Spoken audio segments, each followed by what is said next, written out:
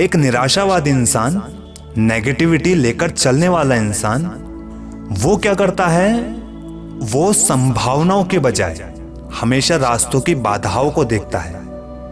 वो सपने देख भी रहा है और असफल होने से डर भी रहा है। अगर मैं ये नहीं कर पाया तो क्या होगा, ऐसा हुआ तो ये होगा, वो बस प्रिडिक्शन करे जा रहा है। और दिक्कत यहाँ ज्यादा सोचने में नहीं है, ओवर थिंकिंग गलत नहीं है, दिक्कत है सिर्फ नेगेटिव सोचते रहने में, अपॉर्चुनिटीज की जगह सिर्फ प्रॉब्लम्स को देखते रहने में, यहाँ दिक्कत है। फिर इसी कारण नतीजा ये होता है कि हम एक्शन नहीं ले पाते, और अगर हम एक्शन ले भी लें तो मैं कह रहा हूं तुम्हारा रिजल्ट पॉजिटिव नहीं आएगा। जब हमारा presence of mind, subconscious mind, हमारी बॉडी सपोर्ट ही नहीं कर रही उस काम को, हमारा मन ही नहीं लग रहा उस काम में, तो वो चीज हमारे फेवर में कैसे आएगी।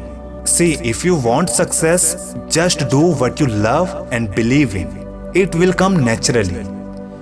बहुत कम लोग ये बात जानते हैं कि एम्स हमारे पेन को, हमारे बोरिंग मोमेंट्स को खत्म करती है, क्योंकि इससे हमें वजह मिलती है जिंदगी को जीने की, उसे एक्सप्लोर करने की। जब हमारा एम होता है ना, तो हमारी खुशियां ऑटोमेटिक उस एम पर शिफ्ट होने लगती है, हमारे इमोशन उस एम पर शिफ्ट होने लगते हैं। फिर जैसे हमें थोड़ी सी कामयाबी मिलती है, थोड़ा सा हमें सक्सेस मिलता है, तो हमें बहुत खुशी होती है। हमें एहसास होता है कि जो हम करना चाहते थे वो हम अपने बलबूते पे अकेले उसे कर पाए हैं। और एम्बिशन सबके पास नहीं होते। मैं तुम्हें बता रहा हूँ, ये बहुत हैरानी वाली बात है जो मैं अपनी पर्सनल लाइफ में समझ पाया हूँ। लोगों के एम्स नहीं है, वो डिजायर को एम बता रहे हैं। उनके बड़े बनने की इच्छा है, चाहते हैं, और इसके सिवा कुछ नहीं है। और इसे एम्बिशन या गोल्स नहीं कहते।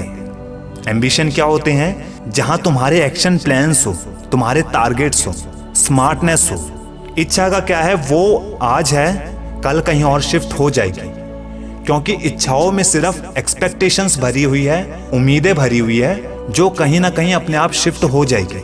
वो तुम्हें एक्शन लेने के लिए मजबूर नहीं करेगी।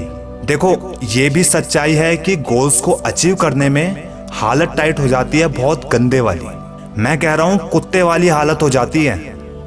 लेकिन ये जो दर्द तुम सहोगे, ये तुम्हें क्या बना देगी, तुम्हें अंदाजा भी नहीं है इस बात का। तुम्हारा कॉन्फिडेंस, सेल्फ रिस्पेक्ट, तुम्हारी खुद की वैल्यू समझने लगोगे तुम। अभी तुम अपनी जर्नी पर चल रहे हो, तुम्हें अपनी एक्चुअल वैल्यू, तुम्हें अपनी एक्चुअल स्ट्रेंथ नहीं पता अभी।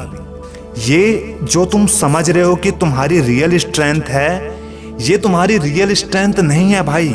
इससे बहुत ऊपर है तुम्हारी क्वालिटीज, जो धीरे धीरे जर्नी पर समझ आने लगती है। जब तुम पेन, दर्द सहना सीख जाओगे, मेंटली पेन की बात कर रहा हूं मैं, जब तुम्हारे लिए इमोशन से ज्यादा एक्शन मैटर करने लगेगा, जब तुम समझ जाओगे कि एक्शन इमोशन से पहले हैं, चाहे तुम्हारे इमोशन कितने ही प्योर क्यों ना हो, लेकिन उन सबको जस्टिफाई करने के लिए एक्शन बहुत जरूरी है, तो तुम्हें अपनी क्वालिटीज समझ आने लगेगी। ये जो टॉप लेवल पर बंदे बैठे हैं ना, एलन मस्क, जेफ बेजोस और ये मार्क जकरबर्ग, ये सारे 16-16 घंटे गंदी तरह काम पर पिले रहते हैं। यानी एक गरीब भी 8 घंटे की जॉब करता है तो ये उनसे दुगना काम करते हैं, वो भी इतने सक्सेसफुल हो जाने के बाद। किस लिए? ताकि वो अपने वर्ल्ड की रिचेस्ट पर्सन बनने के रैंक में आगे बढ़ते रहें। ये होते हैं इनके गोल्स और एटीट्यूड। तो भैया लास्ट में मैं यही कहूँगा कि दर्द सहना सीखो, मुसीबतों से, हालातों से, इनसे लड़ना सीखो। ऐसे आसानी से कुछ भी नहीं मिलने वाला, और ना ही यहाँ तुम्हारा कोई दुख दर्द या तुम्हारे इमोशन देखने वाला है। तुम्हें खुद बनना है, खुद ही करना है, और जब करना ही है तो हद पार कर दो ना।